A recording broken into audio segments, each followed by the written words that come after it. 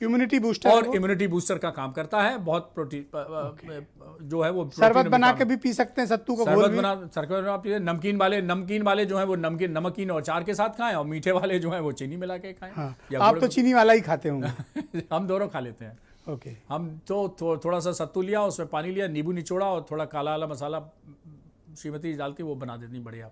ठीक। तो हम अपना बैलेंस, ये तो हुआ इम्यूनिटी बूस्टर। देखिए प्रदेश जी, हमारा प्रोजेक्शन गलत मत करिए। आपने ऐसा प्रोजेक्शन कर दिया कि डॉक्टर सूर्यकांत से बड़ा चटोरा ही नहीं है कोई 24 करोड़। ऐसा नहीं, क्योंकि ऐसा है। कचौड़ी मैं आपके दर्शकों को बता दूं कि जिस दिन मैं कचौड़ी खाता हूं उस दिन 6 खीरे खाता हूं। उस दिन 2 कटोरियां हरी सब्जी अलग। पूछ लीजिए श्रीमती जी से, इनके यहाँ कहती हैं कि भाई हमारे घर में एक खीरा मैन है। तो छोड़ दो, कचौड़ी के चक्कर में क्यों पड़े रहते? नहीं, वो बैलेंस बना के रखते हैं। अगर घर देखिए, आपने देखिए एक बहुत छोटा सा मेरा कॉन्सेप्ट है, एक और कॉन्सेप्ट मैं ला रहा हूं। 2 तरह के हार्मोन शरीर में होते हैं। एक स्ट्रेस हार्मोन, कोरोना हो गया, हो जाएगा, हाय हम मर जाएंगे, वो आपको एड्रेनलिन नाम का हार्मोन सीक्रेट करता है। और एक होता है अच्छा आनंद मिल रहा है बहुत अच्छा, तो वो डोपामीन नाम का हार्मोन रिलीज करता है। अब हमने कहा डोपामीन ये सब कौन याद रखेगा, तो एक स्ट्रेस हार्मोन रखिए और एक हमने नाम दे दिया आनंदोमोन्स। कहीं नाम है नहीं, मेडिकल डिक्शनरी किसी किताब में कोई ढूंढने न लगेगा ना गूगल पे। हमने उसको नाम दिया है आनंदोमोन्स, ऐसे हार्मोन्स जिनसे आनंद की प्राप्ति होती है। ओके। अब आनंद की प्राप्ति किससे होती है? आपको डायबिटीज है और सामने वो जलेबी रखी हुई है। अब दिमाग में चल रहा है यार डायबिटीज ना होती तो आज हम भी चख लेते, डायबिटीज ना होती तो हम भी, भैया चख लो, थोड़ी खा लो, खोली थाड़ थोड़ी सी जलेबी चख लो, लेकिन चखी लो। आधी गोली रात में बढ़ा देना शुगर की, लेकिन ये जो स्ट्रेस हार्मोन आपको चल रहे हैं इसको रहने दीजिए, इससे और शुगर बढ़ जाएगी। जलेबी से ब्रजेश जी कम बढ़ेगी, लेकिन स्ट्रेस हार्मोन से ज्यादा बढ़ जाएगी। ये आनंद समझाते हो आप जी। ये आनंदोमोन्स हैं। ठीक। तो कोरोना जो है वो आनंदोमोन से घबराता है, उसे एड्रेनलिन चाहिए। जिसके शरीर में जितनी ज्यादा एड्रेनल होगी उसकी ऑक्सीजन उतनी ही नीचे आएगी। तो हमें न यानी तनाव लेने से जी आपका ऑक्सीजन लेवल घटता है। तनाव नहीं लेना है। ओके। और मस्ती करने, पैनिक में भी नहीं आना है। और मस्ती करने से ऑक्सीजन लेवल बढ़ता है। ठीक। अब देखिए कई लोग जो है, मुझे मालूम है 100 तक गिनती वाला प्रयोग शुरू करेंगे, लेकिन अब आधों को आज ही रात में पता क्या होगा, 9 बजे के बाद लोग जब घरों में कहेंगे यार मेरी तो 70 पे रुक गई, मैं 75 पे रुक गया, मैं तो बहुत हालत खराब है। तो भाई घबराइएगा मत, 2 दिन प्रैक्टिस कर लीजिए, सबके 100 पहुंच जाएगा। सब सैकड़ा पार, सब सेंचुरी मारेंगे, सब सचिन तेंदुलकर बन जाएंगे।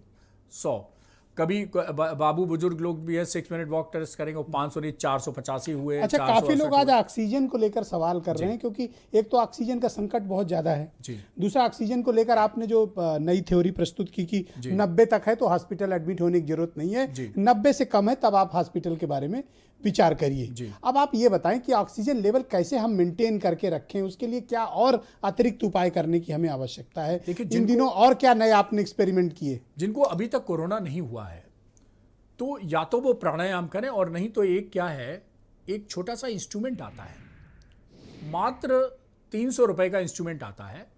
उसमें 3 छोटी छोटी टेस्ट ट्यूब होती हैं, उसके अंदर एक गोलियां होती हैं। और उस बहुत मतलब बच्चों को आप दे देंगे, बिल्कुल खिलौना समझ के खेलेंगे। कोशिश करिए, वो भी 300 रुपए का खरीद लें। बहुत बड़ी चीज, महंगी चीज नहीं बताता हूं कभी।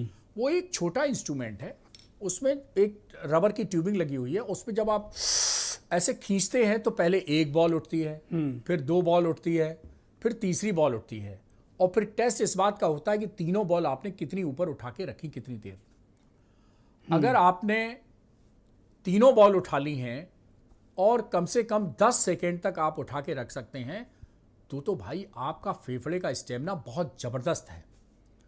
लेकिन अगर ये प्रयास करते रहेंगे तो शुरू में किसी की 1 बॉल उठेगी, किसी की 2 बॉल उठेगी, किसी की दूसरी नहीं उठेगी गिर जाएगी, फिर उठेगी फिर गिर जाएगी। लेकिन अगर इसके भी आप अभ्यास करते रहेंगे तो आपका फेफड़े का स्टेमिना बढ़ जाएगा। आपकी जो होता क्या है ब्रजेश जी, मतलब ये सलाह आपकी दोनों लोगों के लिए जो संक्रमित हैं और संक्रमित नहीं हैं, दोनों लोगों, वो अपने लंग्स की एक्सरसाइज शुरू करें ऐसे। बिल्कुल। ओके भाई देखिए, कोरोना और लंग्स के बीच में देखिए फाइट होती है। अगर आपकी शरीर की इम्यूनिटी ये भी पावर दे रही है, आपकी मेंटल इम्यूनिटी ये भी पावर हो रही है, घर में अगर थोड़ा सा स्पिरिचुअल माहौल है तो स्पिरिचुअल इम्यूनिटी भी एक चीज है। मैं बताऊंगा अभी स्पिरिचुअल इम्यूनिटी क्या होती है। वो भी एक पावर दे रही है, और असली जो सब पावर दे रहे हैं वो अल्टीमेटली फेफड़े को ही दे रहे हैं। प्राण वायु से मिलती है प्राण शक्ति।